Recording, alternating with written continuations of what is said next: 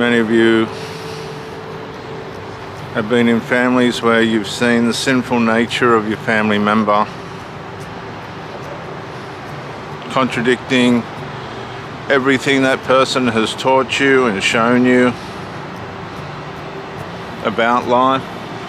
You see them using chemicals like nicotine, and you know that their teeth have gone yellow, their skin has aged, they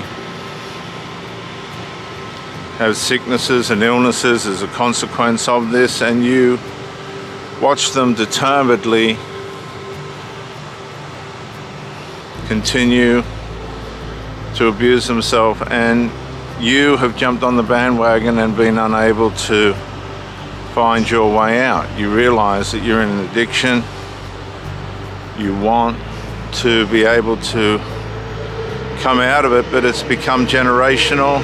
You're starting to awaken to some of the realities, that the fact that your family was not the way it glorified itself and pedalized itself, was not what you were emotionally and spiritually led to believe. You'd bonded to a lie of what life was meant to be like.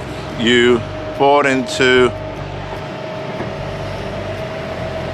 the chemical way of dealing with things, which just did not deal with things at all.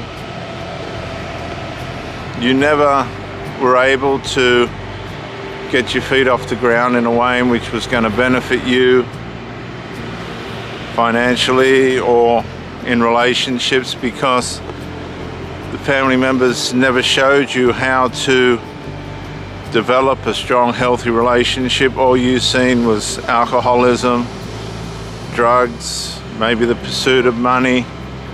Don't forget, there's the religious side of all this, where there's no alcohol or drugs. God is idolized and becomes everything. They try and give God, as the commandment says, all their energy and strength and all the rest of it, and they lose their personalities and connections with humanity. And this is abuse 101. And if you don't live up to God's standards, you'll be shunned, etc. And I had to check all this in myself.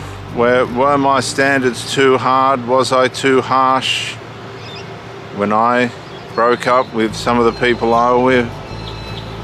Or was it real that they underdeveloped? They hadn't come into a place where they were able to integrate with anybody outside of the way in which they'd been domesticated or intimately formed by the people that they were with over a long course of time before I came along. A lot of these women that I was with were with men that were either egotistical and narcissistic by way of the grandiose idealism that they had of themselves, be it with intelligence or the ability to make money, or be it by drug use, etc., where they'd been in a transactional relationship with somebody that allowed them to abuse themselves. This is what they do. They find people that are going to be convenient for what they want at that time, and what you hang around with, you become. Whether it be you become the same thing or you become despised, you're going to become something. And what you'll find is, if these women get with people with standards and they know how to protect themselves from bad behavior and foolish behavior and these things that these covert narcissistic or sinful people want to develop themselves in, they find challenges that they've never had before. And some people will initially rise to the challenge. They find it attractive when they meet someone that has held on to a life that may not necessarily be, say for instance, deeply financial, but they have held the structure of integrity and morality in their life to an extent where just that alone becomes attractive, because they've lived with so much toxicity and pain that comes with that. But what you've got to remember, these people become adapted, attracted to the toxicity because it becomes a way of their life. And you'll see a lot of these people come to God and have a go at following God and all this and that, only to fall back into the toxicity and, sorry about the trains in the background, dysfunction and harm that comes, mental harm and physical harm, interrelationship harm that comes with that. A lot of these people lose great opportunities from this.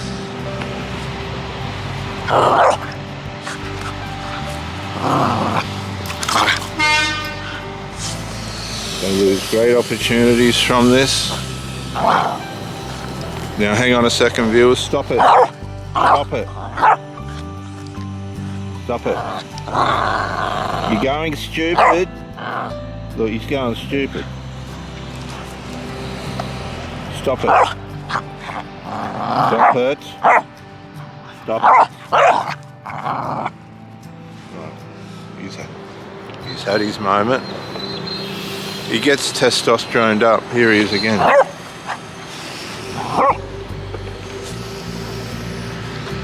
They get testosteroned up. He's interrupting my talk, whatever he's doing. Stop it. Come on. Hup, hup, hup. Hup. He gets jealous of the camera as well, but these people, they find themselves unable to adapt to morality and integrity because they've become too adjusted to and familiar with the dysfunction and toxicity of chemicals and drugs and unresolved and all the rest that comes with that. And of course you think your love and devotion and sexual performance possibly is going to change all that, and it won't be able to. These people are maladaptive. They've chosen a lifestyle that is destructive. They believe it's okay and not destructive, but it's definitely absolutely destructive. And they pull out every morning like that train and go about the same destructive lifestyle as they did the day before. They just reset. They get through the night chemicaled up and all the destruction that comes with that. They get programmed during the night by demonic spirits and their sinful nature. The addiction and the drive to want to do that again and become that again happens during the day and possibly at the end of the day.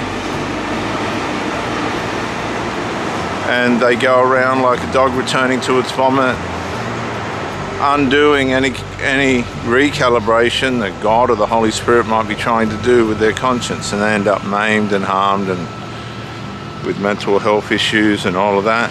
And you start to realize that something's not right. Something is just not adding up. There's something that's not playing out right, although they are able